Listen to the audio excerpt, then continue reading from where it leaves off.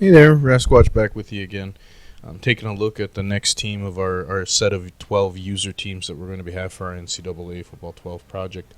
Now we're going to take a look at Middle Tennessee State. This will be the offensive coordinator will be my buddy Paul for this particular team. So Middle Tennessee State, it's kind of been up and down since the early 2000s. Andy McCollum, their coach at this point, had a couple of successful seasons, especially if we look in 2001, they went 8-3. But then after that season, they sort of averaged about 4 wins a year.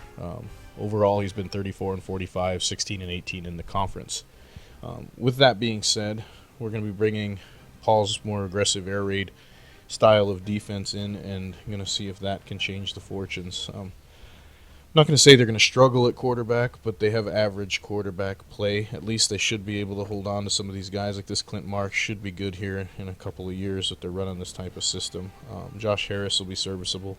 I think their real strength is going to be at running back and wide receiver. Eugene Gross was already pretty good and would have all conference potential in a more running-based system. However, in the air raid, I think he'll be better utilized out of the backfield. They have a good fullback. They just really won't be using him for too much. Maybe look at him as another target out of the backfield. At wide receiver, Kerry Wright, and then Jareen Holt, and then also Pedro Holiday are all going to be players that are going to be able to be utilized in the passing game, particularly in these 3 and 4 wide receiver sets. Wright in general is going to be a pro prospect, and they'll have to find and do some really good recruiting if they plan to do anything with him, to replace him next year. And then at tight end, just nobody with any real vertical ability, so these guys will just be utilized as generally as possession type receivers. Their offensive line is actually pretty good, particularly for the Sun Belt. You can see they're well above average. And then as we look into the interiors, their only real weakness here, but then you get to right guard, right tackle. They have Franklin, and then at right tackle they have Gant, who are both in the going to be near the mid-80s type, so they'll be well above average, particularly for a Sun Belt team. I think that the way they finished in 2004 at 5-6, I think that's underestimated. I really think they, based on just their offense alone, they have a really good shot, especially in the Sun Belt, of potentially winning that conference. Let's take a look at a couple coach goals that Paul has. Some big things that stick out to me is trying to win 8 games. I think that is actually possible the first season. Based on what else we have, he should crush 7 touchdowns. He'll crush 1,000 passing yards.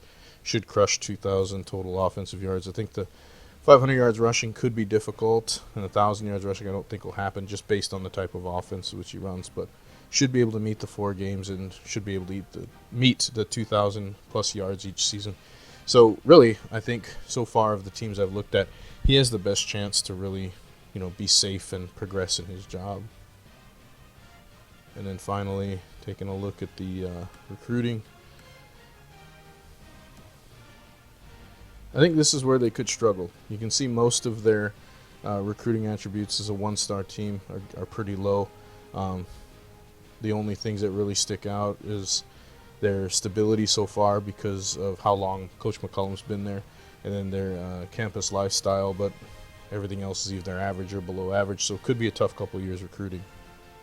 And then as far as team needs, they have a nice young team. They only have 1 need all year recruiting, so what you're looking at this year is to try to build upon the players you have and train them, and then most of the stuff they're recruiting now are going to be bonuses and potential red shirts next year that they can bring in and really bring up over the next couple of years. So yeah, I think they have a really good shot at winning the Sun Belt. I think they'll be up there competing with North Texas in that particular regard, and I think they'll outperform what that team did actually in real life. But tell us what you think, and thank you.